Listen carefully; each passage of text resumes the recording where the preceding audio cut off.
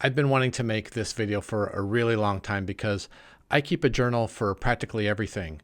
Of course, I keep one for the books that I read, but also for the classes I teach, one for movies, art exhibits. I even have one for my dreams. Now, we normally think of writing and note-taking as kind of a memory aid. We write things down so that we won't forget them.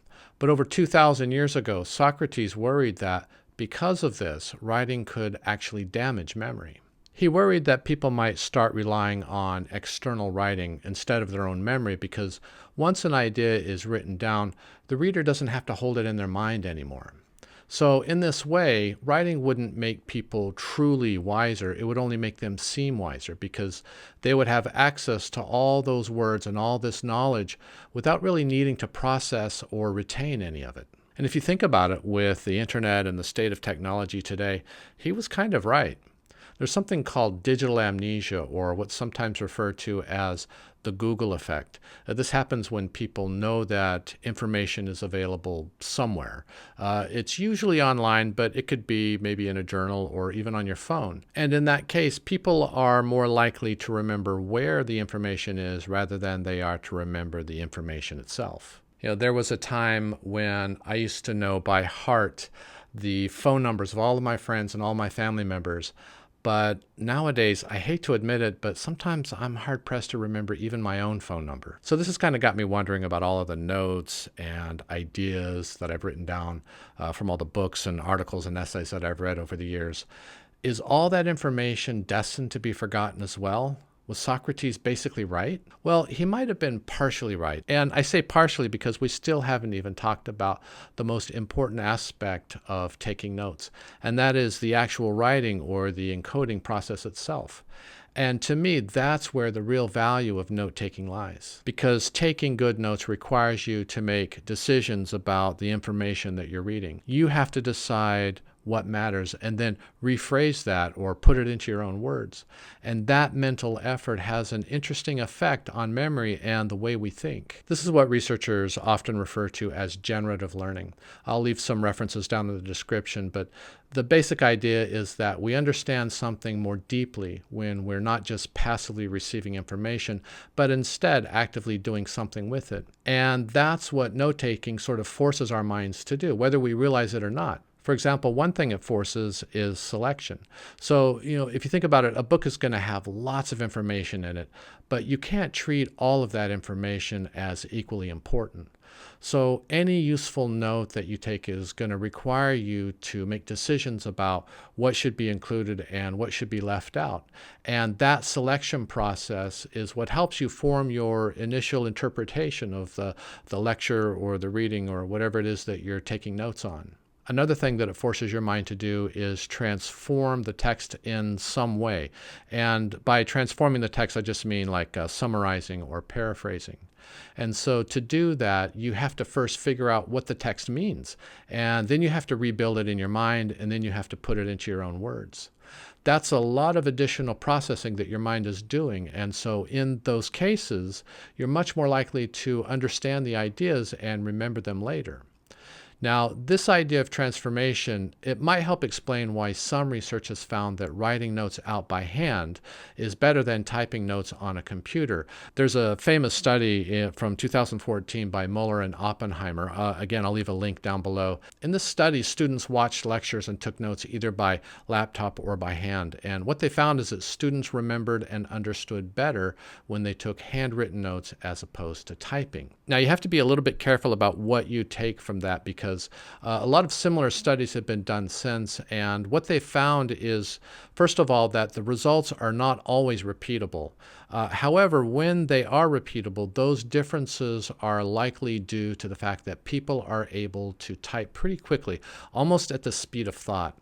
People writing by longhand, however, it's very difficult for them to keep up. And since they write much more slowly, they're forced to sort of be more selective about what they write down. They have to paraphrase and condense the ideas in the lecture, and that's why they seem to fare better than those who are typing, because they're doing more mental processing. Now, personally, I prefer writing by hand over typing.